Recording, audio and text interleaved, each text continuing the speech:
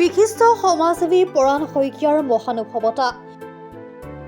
ডেৰগাঁৱৰ ভিতৰুৱা দাধৰা শংকৰদেৱ হাইস্কুলত সমাগত হাইস্কুল শিক্ষান্ত পৰীক্ষাত অৱতীৰ্ণ হ'ব লগা শিক্ষাৰ্থীসকলক পঢ়াৰ সামগ্ৰী বিতৰণ। সমাজকৰ্মী পৰাণ শইকীয়াৰ এই পদক্ষেপক বিদ্যালয়ৰ প্ৰধান শিক্ষয়িত্ৰী ববী নিয়োগ প্ৰমুখ্যে সকলোৱে প্ৰশংসা কৰিছে।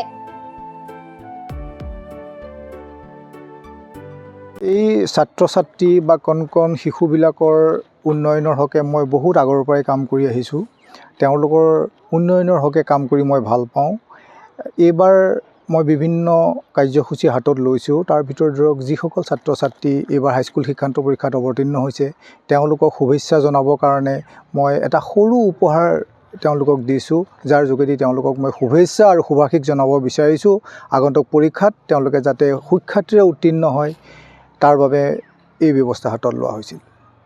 হয়, আমি খুবেই আনন্দিত হৈছোঁ যে আমাৰ বিদ্যালয়লৈ বনগাঁও অঞ্চলৰ বিশিষ্ট সমাজকৰ্মী শ্ৰদ্ধাৰ পৰাণ শইকীয়াদেৱ আহি আমাৰ আগন্তুক হাইস্কুল শিক্ষান্ত পৰীক্ষাত অৱতীৰ্ণ হ'ব লগা ছাত্ৰ ছাত্ৰীসকলক শুভাশীষ প্ৰদান কৰাৰ লগতে তেখেতে তেওঁলোকৰ অতি প্ৰয়োজনীয় উপহাৰো তেওঁলোকক প্ৰদান কৰিছে আৰু ছাত্ৰ ছাত্ৰীসকল ইয়াৰ দ্বাৰা যথেষ্ট উপকৃত হ'ব আৰু তেখেতৰ এই যি বদান্যতা এয়া যাতে আগন্তুক দিনতো তেখেতে অক্ষুণ্ণ ৰাখে তাৰ বাবে আমি তেখেতলৈ আমাৰ বিদ্যালয়ৰ তৰফৰ পৰা আন্তৰিক শুভেচ্ছা জ্ঞাপন কৰিছোঁ। খুব ভাল যিসকল উপকৃত হোৱাকৈ তেখেতে যি উপহাৰ দিছে সেই উপহাৰে নিশ্চয় আমাৰ ছাত্ৰ ছাত্ৰীসকল উপকৃত হ'ব আৰু উৎসাহিত হ'ব আৰু আমি বিদ্যালয়ৰ সকলোসমূহ শিক্ষক শিক্ষয়িত্ৰীও যথেষ্ট আজি আনন্দিত আৰু সুখী হৈছোঁ। ভাল লাগিছে আজি আমাৰ সমাজকৰ্মী শ্ৰদ্ধাৰ পৰাণ শইকীয়াদেৱ আমাৰ বিদ্যালয়ত উপস্থিত হৈ এনেধৰণে ছাত্ৰ ছাত্ৰীসকলক উৎসাহিত কৰাৰ বাবে আমি প্ৰকৃততে বৰ সুখী অনুভৱ কৰিছোঁ। কাৰণ ছাত্ৰ ছাত্ৰীসকলৰ বাবে অনুপ্ৰেৰণাটো বৰ ডাঙৰ কথা।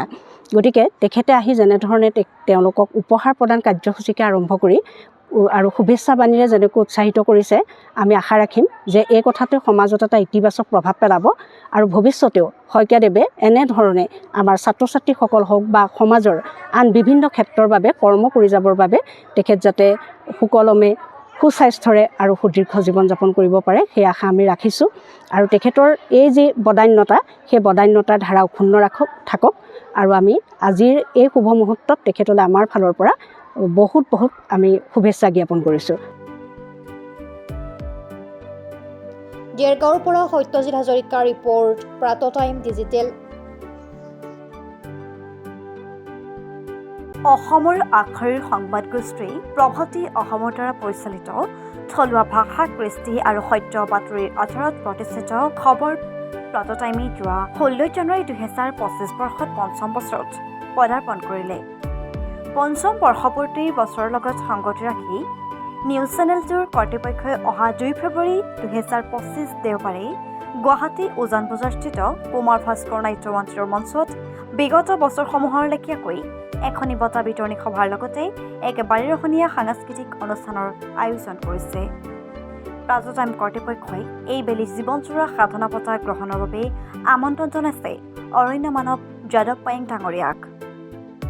বহুচৰ্চিত লাচিত বৰফুকন, ইছমাইল ছিদ্দিক সমন্বয় বঁটা গ্ৰহণৰ বাবে এইবেলি আমন্ত্ৰণ জনাইছে চিৰসেউজ অভিনেত্ৰী চেতনা দাসক আৰু বৰলুইত বঁটাৰ গ্ৰহণৰ বাবে আমন্ত্ৰণ জনাইছে লোক সংস্কৃতিৰ গৱেষক ভুৱিন ৰাভা ডাঙৰীয়াক।